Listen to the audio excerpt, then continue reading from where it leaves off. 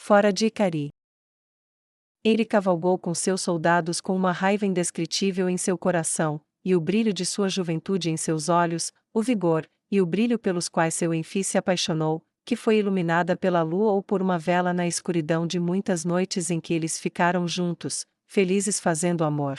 Ela suspirou, sentia muita falta do marido, queria filhos, mas se absteve dessa alegria a pedido de seu rei, que previu um tempo de terror e de guerra em que ela seria chamada a se comprometer na construção de um futuro, antes de criar filhos para habitá-lo. Então, ela sempre acabava com o marido de uma maneira que deixava os dois felizes, mesmo que ela quisesse apenas algo extra para si mesma. Agora que o tempo havia chegado, o tempo para o qual o rei feiticeiro a preparou através de incontáveis horas de estudo na biblioteca sob a tutela de mestres de guerra como Aureole ou Omega, e o estrategista Goblin, agora ela, que alguns anos atrás não conseguia nem ler o seu próprio nome, consumiu 100 folhetos de guerra de homens que eram deuses de um passado antigo, ela poderia calcular a tonelagem necessária de suprimentos para um exército de qualquer tamanho razoável marchar por qualquer distância conhecida com, e sem marcha forçada necessária. Agora ela era uma mulher que sua própria mãe dificilmente reconheceria, não mais a criança assustada que correu para a floresta para fugir de um único cavaleiro, agora ela invocava dragões, e tinha o apoio de um deus. Agora seus olhos eram duros, talvez não cruéis, mas duros, e assustadores o suficiente para que os ogros desviassem o olhar de sua raiva. Essa raiva agora se espalhou quando chegou a notícia dos latifúndios, as grandes propriedades agrícolas. Apenas os ricos de Icari tinham escravos, e estes reagiram de diversas maneiras quando a escravidão acabou. Uma risada cruel e presunçosa tomou conta dela ao pensar na última peça que havia pregado naqueles que pediam que alguma aparência fosse mantida. Isso os tirou do entusiasmo pela instituição. Outros foram passivos e calmos, alguns choraram pela perda, alguns elfos se voltaram com vingança contra seus donos, enquanto outros procuraram protegê-los. Os julgamentos estavam em andamento, e já ocorriam enforcamentos para os considerados culpados de estupro ou tortura. Os escravos mutilados que os mais sádicos esconderam foram mostrados à população, e muitos desses cidadãos expressaram pelo menos um mínimo, se não mais, de desgosto pelo sadismo demonstrado. Isso deixou Eire um pouco esperançosa de que um sentimento de vergonha pudesse provocar reformas.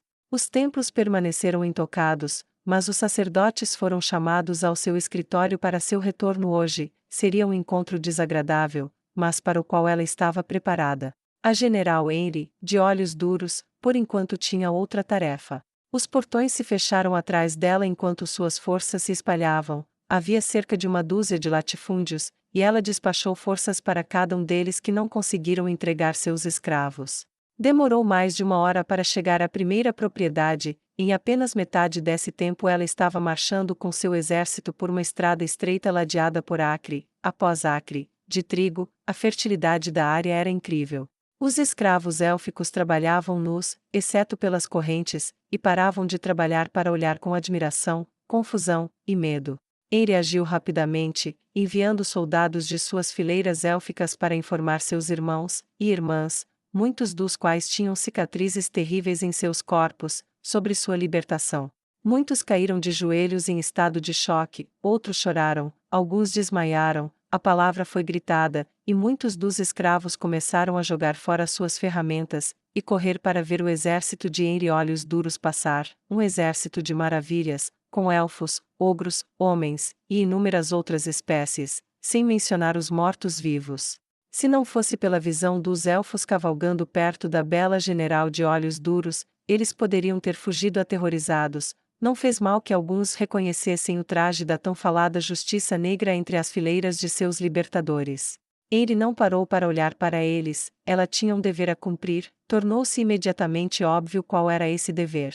Ela avançava em direção à enorme propriedade. Os feitores começaram a se aproximar pelo centro da estrada em resposta ao ouvir os chamados de liberdade dos escravos élficos. Quando viram exatamente o que se aproximava deles, largaram os chicotes e correram. Agarre-os. Eire ordenou, e apontou na direção dos capatazes em fuga. Várias dezenas de elfos em armaduras negras montados em cavalos mortos-vivos ficaram felizes em atender essa ordem. Suas montarias rápidas rapidamente alcançaram as pessoas em fuga e, atentos às instruções dela para capturá-los, eles usaram suas montarias para derrubar os homens, ou as pontas embotadas de suas espadas. A história provavelmente poderia perdoá-lo se os golpes nos condutores de escravos fossem um pouco mais fortes do que o estritamente necessário. Eles foram rapidamente encurralados, e ficaram horrorizados ao ver o tipo de elfo que nunca tinham visto antes. Elfos com orgulho, elfos com corpos poderosos, e armaduras completas, e armas mortais, e olhos perigosos, todos esses supervisores fracos eram fortes em comparação com grupos de elfos que já haviam sido quebrados para o serviço. Não estes, nunca estes. Quando esses elfos disseram para se ajoelharem, os feitores obedeceram como se fossem escravos. Amarre-os, e jogue-os em uma carroça na parte de trás, nós os levaremos de volta para julgamento quando terminarmos. Ele ordenou com firmeza, e embora os supervisores protestassem, ninguém ouviu. Eles foram arrastados por cordas nos pulsos ou pelos cabelos da cabeça, até a parte de trás da coluna da General Henry, jogados de costas, e protegidos sob guarda. Lá eles se encontraram diante de um vampiro com olhos vermelhos sangue que nem sequer tentou esconder quem e o que ele era. Por favor, tente escapar, ficarei feliz em enfraquecê-lo para que você não consiga, não me alimento desde ontem.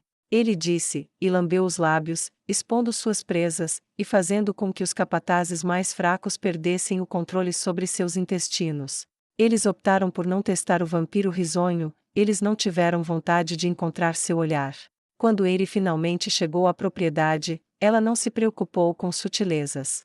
Ela desmontou do cavalo, assim como Lupus Egina Beta, e a general de olhos duros acompanhada de sua querida amiga, a sádica sorridente, aproximou-se da porta. Embora milhares de pessoas estivessem atrás delas, o silêncio era tão profundo que, ao subirem os degraus brancos de madeira, podiam ouvir cada rangido da madeira sob seus pés. Ele deu um passo para o lado. Lupu querida, você poderia ser gentil? Ela disse com um sorriso. Lupus Egina Beta sorriu sadicamente, e chutou a porta com tanta força que ela voou das dobradiças, e dentro da casa as pessoas gritavam. Ele ergueu a mão, e acenou para frente, chamando alguns de seus soldados para dentro, eles responderam rapidamente, subindo as escadas correndo, e entrando atrás das duas mulheres. Reúna todos no hall de entrada da casa, tenho palavras para eles. Ela disse abruptamente. Soldados elfos e humanos marcharam de sala em sala, arrastaram pessoas de debaixo das camas e dos armários, verificaram o sótão e o porão, reuniram escravos elfos e humanos e os reuniram em um único quarto grande. Ele olhou ao redor, a riqueza da casa era óbvia não apenas pelos objetos luxuosos encontrados dentro, mas também pelos muitos escravos que foram encontrados dentro e trazidos para o mesmo lugar da casa. Lupus Egina segurava sua arma por cima do ombro, sorrindo gentilmente por trás da General Henry, e parecia a imagem do paradoxo, um rosto adorável, um lindo sorriso, e olhos que diziam: por favor, me dê um motivo para machucá-lo. As crianças humanas encontradas, agarradas às pernas dos pais, os escravos ocuparam os fundos da opulenta sala. Excepcionalmente, os escravos dentro de casa, embora usassem algemas, também estavam bem vestidos, bem arrumados, e bem alimentados, não tinham a sujeira e a nudez dos escravos do campo. Ele não tinha certeza se deveria se sentir menos indignada ou mais com essa distinção. Você sabe quem eu sou? Ele perguntou. Não. Os humanos se entreolharam, eles eram uma família de 7 pessoas. Avós idosos, 2 pais, e 3 crianças que se agarravam às pernas dos pais, tremendo de medo ao perceberem a ansiedade dos adultos. Nenhum dos 3 poderia ter mais de 10 anos, e o mais novo deles tinha apenas 3 ou 4 anos de idade. Era um local lamentável de se ver. Sou a General Henry Emot Bariar, do Reino Feiticeiro, servindo sob a autoridade de Sua Majestade, a Inzo Algon. Fui eu quem capturou a cidade de Icari há alguns dias, e fui eu quem enviou o decreto para todos os latifúndios da região que todos os escravos deveriam ser libertados imediatamente. Você sabe o que isso significa? Ela perguntou, inclinando-se ligeiramente para frente com as mãos nos quadris, e olhando fixamente para eles um por um. Ah! O homem mais jovem começou, e parou. Isso faz de vocês aqueles que decidiram desafiar a mulher com um exército fora de sua casa, e soldados armados a poucos metros de distância. Você acha que foi sensato serem os que estão nessa posição? Ela perguntou. As crianças mais novas começaram a chorar, e o coração de Eire se partiu com o medo, lembrando-se do sentimento que ela mesma sentiu, mas ela não seria tão cruel como quando a teocracia Slane veio à sua casa. O pai e a mãe agarravam-se aos filhos como se quisessem protegê-los. Teria sido mais comovente para ela se não tivesse visto os escravos acorrentados, nus e imundos nos campos, trabalhando para enriquecer ainda mais os já ricos. Por favor. Não. A mãe das crianças disse em um apelo desesperado. Não o quê? Ela perguntou a eles. Não nos mate. Não machuque as crianças. Elas são inocentes. O pai deles disse com um pouco mais de voz. Eire ergueu uma sobrancelha. Então, até a sujeira pode amar. Ela disse, e se endireitou. Sujeira. Os avós explodiram. Sim. Eire disse, olhando para eles até que eles piscaram, e desviaram o olhar. Eu vi o estado dos elfos lá fora, você os manteve na lama, na miséria, e na sujeira, nus como animais, e muitos tinham cicatrizes terríveis de abuso e violência. Você teve a chance de obter alguma forma de anistia pelo que fez, talvez não total, mas um pouco. Mas agora você desperdiçou essa chance ao desafiar minhas ordens. Eire disse, desafiando alguém a tentar a violência. Vocês estão todos presos. Não estou autorizada pelas leis da guerra sob meu senhor, através dos acordos draconicos, para executá-los, mas vocês serão detidos e encarcerados por violar os acordos, e por violar ordens militares do governo em exercício de nossos militares no comando. Ela disse como se fosse um roteiro. Os filhos se apegaram mais aos pais, e os pais aos filhos. Os elfos atrás deles tinham um conjunto misto de emoções, desde o medo entre os mais velhos que não conheciam outra vida, até a euforia entre os mais jovens, e mais recentemente enredados. E nossos filhos? A mãe deles perguntou com medo na voz. Seus filhos não compartilham de sua culpa, e não serão punidos, eles serão levados ao reino feiticeiro para serem criados por voluntários que serão responsabilizados pela educação, cuidado e tratamento geral. Nós ficamos muito ofendidos pelos maus tratos a crianças, então você pode ter certeza de que suas vidas serão decentes. Supondo que você seja considerado inocente. Ela fez uma pausa, olhou para os escravos acorrentados, e então se afastou deles, e olhou pela janela para onde muitos escravos nos acorrentados começaram a se reunir, depois se voltou para os 4 adultos com uma expressão que dizia que isso não iria acontecer. Eles serão devolvidos para você imediatamente. Se você for considerado culpado, você será punido por seus crimes. Depois disso, eles podem ser devolvidos a você dependendo de sua capacidade de cuidar adequadamente deles ou criá-los para não fazer o que você fez. Esta casa que você tem aqui será vendida, assim como todo o terreno ao seu redor, e tudo dentro dele, será usado para compensar os escravos pelo trabalho que eles realizaram sob seu chicote. Você tem alguma outra dúvida? Questionou ela. O que nossa punição pode implicar? A avó do grupo perguntou. Isso depende exatamente do que você é culpado. Eire disse gravemente. Podem ser anos de prisão, pode ser trabalho duro, pode ser morte por enforcamento. Ela olhou para os vários adultos humanos da família. Então, quão duros vocês eram, quando eram mestres? Houve algumas expressões desconfortáveis voltadas para ela, mas ninguém conseguiu sustentar seu olhar, e ninguém respondeu. Tire-os daqui, separe as crianças, mas não seja cruel com elas, depois faça com que vários andem por aí, e comecem a pegar nomes e depoimentos de testemunhas dos escravos, informem que estão livres para viver, mas é recomendado que eles fiquem para que possamos interrogá-los mais detalhadamente, e provê-los no local. Diga-lhes também que, se quiserem ir para outro lugar, temos um terreno para eles longe daqui. Eire deu as instruções a um de seus soldados, e ele, e vários outros foram cumpri-las. Os ex-escravos elfos se abraçaram, e vários outros soldados se aproximaram, e começaram a afastar as crianças da mãe, e do pai, e a afastar a mãe, e o pai das crianças. Os avós protestaram com urgência, e os adultos finalmente começaram a lutar, era inútil, os mais velhos, e as crianças eram demasiado fracos, e os pais não podiam competir com os soldados endurecidos pela batalha. Eire queria se virar, para não ver o que ela estava pedindo, para poder fingir que não estava lá. Mas o decreto da fé do rei feiticeiro era claro: se você consegue suportar a ordem, você consegue ver isso sendo feito, nunca se afaste das consequências de suas ações, para o bem ou para o mal, necessárias ou não. Então ela observou, e seu coração quase se partiu pelas crianças, mas esta foi a colheita que o mal havia plantado nos campos ao redor desta casa. Não demorou muito, e apesar de todos os seus lamentos e protestos, os pais e avós foram amarrados firmemente e escoltados para fora, deixando Eire sozinha. Quem é mais adequado para administrar esta casa? Eire perguntou aos elfos que permaneceram. Eles se entreolharam, e depois se viraram para aquele que usava um lindo uniforme de mordomo. Você? Ela perguntou educadamente. Ele acenou com a cabeça. Tese ao seu serviço, General Eire, estou aqui desde que aqueles avós eram crianças. Conheço os meandros deste lugar, posso fazê-lo funcionar. Ele disse. Muito bem, Tese. Deixo este lugar sob seu comando, para começar, porém, tire as correntes de cada pessoa nele, depois encontre roupas para elas. Depois disso, calcule o que você precisa vender para pagar esses escravos por seu trabalho, e garantir que eles o recebam.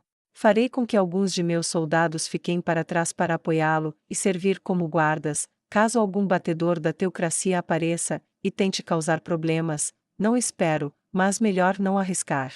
Eire acrescentou. Isso será feito, e com prazer. E também. Obrigado, general, do fundo do meu coração. Ele disse sinceramente. Eire curvou-se educadamente, então ela levantou a mão sobre a cabeça, e circulou o dedo 3 vezes, ao seu sinal. Seus soldados se viraram, e caminharam até a porta. Eire fez o mesmo, e se dirigiu para a entrada quebrada. Quando ela estava prestes a sair, ela olhou para os elfos que ainda não haviam se movido. Bem-vindos de volta à terra dos vivos. Ela disse com um sorriso gentil que afugentou a dureza de seus olhos, e quando a realidade chegou, alguns dos elfos só conseguiram ficar sentados em um silêncio atordoado enquanto, pela janela, seus mestres em dificuldades eram levados embora, e foram forçados a entrar numa carroça. O mestre ficou quieto, mas a patroa ainda chamava pelos filhos. Não é de surpreender que os escravos sentissem uma simpatia marginal ao ver as forças militares da General Eire começarem a se retirar da área. Ela saiu da mansão com sentimentos confusos. Ela se sentia muito como a vilã que separava as crianças daquele jeito, mas o que você pode fazer quando os pais estão sendo presos? Se ao menos eles tivessem seguido as ordens enviadas sobre a libertação de escravos. Bem, eles não o fizeram, e agora estavam pagando o preço. No entanto, era um profundo pesar que as crianças tivessem participado desse preço, apesar de não terem feito nada de errado eles mesmos. Ela tentou se livrar do pensamento: muitos escravos foram libertados hoje, e isso foi motivo de considerável satisfação por um trabalho bem executado. Ela afastou os pensamentos negativos. Os nomes das crianças seriam registrados, assim como a propriedade de onde vieram, seriam adotados, provavelmente por uma família de algum vilarejo em algum lugar, e pelo menos seriam cuidados. Em seus pensamentos íntimos, ele duvidava muito que qualquer um daqueles 4 adultos veria aquelas crianças novamente até que a mais nova já tivesse seus próprios filhos, se é que alguma vez. Ela desviou sua mente do pensamento desagradável. Foi só quando ela finalmente terminou que ela percebeu que havia se perdido em pensamentos durante todo o trajeto de volta à cidade. Voltou conosco, Sul? Lupus Egina perguntou com seu sorriso característico. Sim, desculpe, Lupus, são só as crianças. Eu me senti uma verdadeira vilã lá atrás, não gostei. Acho que isso me deixou preocupada. Bem, olhe, você quer algum conselho? Lupus Egina Beta perguntou educadamente. Sim? Eire respondeu incerta, fazendo com que Lupus Egina mostrasse a língua para ela brevemente antes de rir. Tudo bem, olhe. Você está se sentindo culpada pelas crianças. Mas por que deveria? Talvez aqueles pais amassem seus filhos, mas tudo o que eles fariam era transformá-los em mais mestres, e eventualmente, transformá-los no tipo de monstros que atraíram a ira de Lord Ains. Eles estavam matando seus filhos, mesmo que não percebessem, então você salvou suas vidas. Eles simplesmente não sabiam disso. Você não deveria se sentir mais mal por isso do que se você os tirasse dos cuidados de um serial killer. Lupus disse enquanto fechava os olhos, sorria, e encolheu os ombros. Ou é assim que eu vejo as coisas, de qualquer maneira. Obrigada, Lupus. Eu agradeço. Isso realmente me faz sentir melhor. Ela disse quando elas se aproximaram da cidade, ela abriu exatamente como deveria, e as unidades que ela tinha com ela foram gradualmente interrompidas para realizar as tarefas atribuídas. Henry, no entanto, seguiu em frente com um punhado do restante de seu quadro até chegar à mansão do ex-governador de Ferro. Ela entrou, encontrou o seu escritório, e sentou-se enquanto Lupusegina Beta se encostava na parede atrás dela. Ela veria os relatórios das outras unidades para inspecionar os latifúndios em breve, e não ficou desapontada. Uma pilha de relatórios foi trazida para sua mesa por uma elfa, a quem ele agradeceu educadamente antes de começar a lê-los. Ela suspirou, e chamou a mulher, pedindo um chá, e depois de um rápido agradecimento voltou a ler. Poucos minutos depois, uma xícara de chá bem quente e um pires foram colocados sobre a mesa para ela, e ela lançou um sorriso agradecido para a garota, que sorriu de volta, fez uma reverência, e saiu. O chá tornou a leitura mais tolerável, alguns dos relatos eram muito claros e diretos, se as propriedades seguiam as instruções ou não. Alguns fizeram comentários divertidos, como o abandono do local pelos proprietários, e os escravos entrando na adega, e ficando embriagados até não sobrar mais nada. Outros fizeram com que os proprietários negociassem acordos com seus ex-escravos, fazendo com que ficassem em troca de pagamento. Outro nem sequer contou aos escravos sobre o decreto, deixando-os chocados porque foram mantidos em tal isolamento que nem sabiam que havia uma guerra em andamento. Henry revirou os olhos. Será que o proprietário poderia ter sido tão ignorante a ponto de pensar que ninguém jamais visitaria sua propriedade? Quando ela estava na metade da xícara, alguém bateu na porta de seu escritório. Olá? Ela perguntou. Os padres, General Henry. A voz de seu assessor disse. Mande-os entrar. Ela respondeu, e colocou seus documentos de lado. 3 sacerdotes e 3 sacerdotisas entraram lentamente no escritório, eram todos mais velhos, vestidos severamente, e com expressões ainda mais severas, e de desaprovação. Não era difícil saber com o que ela estava lidando agora, e ela sabia exatamente o que fazer. Por favor, sentem-se. Ela disse gentilmente. Os 6 se aproximaram da mesa dela, mas não se sentaram.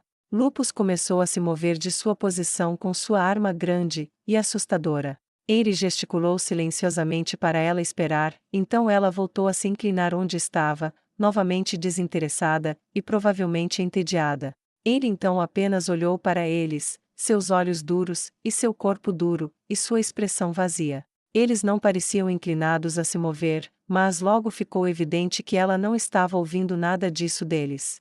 Eventualmente, o desconforto com o olhar silencioso dela os forçou a sentar-se a contragosto. Melhor. Ela disse docemente enquanto um sorriso caloroso enfeitava seu rosto. Agora, vamos ao que interessa. Todos vocês querem saber se seus templos permanecerão abertos. Ela perguntou. Suas expressões diziam que sim. A resposta é que sim. O alívio inundou seus rostos severos. Mas isso está condicionado a 3 coisas. Ela disse, e levantou 3 dedos na frente de todos eles. E, essas coisas são? Um padre idoso perguntou com cautela. Primeiro, você não tentará incitar a rebelião, de acordo com os acordos dracônicos, não destruiremos sua cidade ou seu povo. No entanto, se uma rebelião começar, os combates irão ceifar muitas vidas, então se você quiser continuar a realizar cultos, você não irá tentar começar uma luta que, acredite em mim, você não pode vencer. Ela baixou um dedo. Espero que isso não seja nenhuma surpresa. Ela perguntou sarcasticamente. Eles assentiram lentamente, e continuaram a ouvir. A próxima condição, você não pregará em apoio à escravidão ou genocídio. As razões para isso deveriam ser óbvias. Você viu meu exército, tal pregação certamente causará a ocorrência de um incidente, e eu quero evitar isso. Ela disse categoricamente. Vocês entendem? Ela perguntou, e houve alguns olhares desconfortáveis e depois acenos de assentimento silencioso enquanto ela abaixava outro dedo. Por último, você não pregará a doutrina da superioridade humana, de forma alguma, nem um pouco. Se algum de seus templos quebrar esta regra, todos os seus templos serão fechados. Ela disse sem rodeios. Uma cacofonia de barulho e reclamações irrompeu, e foi então que Lupusegina Beta agiu. Ela saltou da parede com um leve empurrão de cotovelos, sacou sua enorme arma, e a balançou sobre a mesa entre os 2 lados com tanta força, que ela o partiu ao meio com um som poderoso de batida. Isso acalmou os servos dos antigos deuses, e Henry quase perdeu a máscara fria por um momento. A mesa estava dividida em duas metades na frente dos 6 padres, que olhavam para as metades agora anguladas no chão, e para ela com expressões que haviam mudado para uma de medo perceptível. Henry falou, e manteve os olhos duros, e a voz fria como gelo. Serei clara com vocês, não estou pedindo, estou lhe dizendo, informando, ordenando que você se abstenha dessas 3 coisas para manter seus templos abertos, e servindo ao público. Se alguma delas estiver quebrada, todos os seus templos serão fechados, e vocês serão presos por incitarem a rebelião. Testem-me se quiserem, mas não podem reclamar que não foram avisados. Agora saiam do meu escritório. Preciso de uma nova mesa antes que meu substituto chegue. Ela disse com indiferença, e os sacerdotes e sacerdotisas levantaram-se infelizes, e com bastante medo, de onde estavam sentados, e se dirigiram para a saída. Henry olhou por cima do ombro para Lupus Egina Beta. Lupus, foi realmente necessário destruir minha mesa? Ela perguntou com um sorriso. Não, mas divertido. Sou. Ela disse com um sorriso enquanto Henry revirava os olhos.